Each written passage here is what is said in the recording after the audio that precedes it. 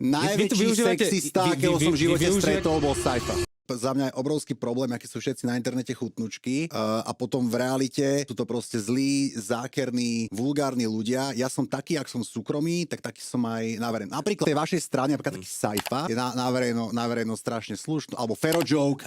To sú ľudia, čo sú proste hnusní, vulgárni, úchylní, nechutní v súkromí a na verejno sú slušnučky. Ja odmietam byť takýto faker. Ja tu neviem zase. Najväčší sexista, akého som v živote stretol, bol Saifa. Vy tu využívate presne, že my sa tu máme baviť o sebe a vy tu zase riešite nejaký úplne nesúvisiaci... Nie, hovorím, že ja nechcem byť ako títo ľudia z tejto vašej strany, ktorí sú v súkromí odporní, jak napríklad Fero Joke, a na verejnosť sú chutnučky, slušnučky. Ja som taký, jak v súkromí, taký som aj na internet. A proste keď hento je pí, tak poviem, že to je pí. Dobre, lebo je to pí. Tak pokiaľ ako vy tu prezentujete, že vzor správneho chlapa sa správa ako krčmový hulvát, v pohode, to je vaša vec. A ja iba sa nebojím byť sám sebou, je prejav sily a nie ak slavosti. dovolíte, ako rozprávať o ženách, že je pí, to je strašná sila.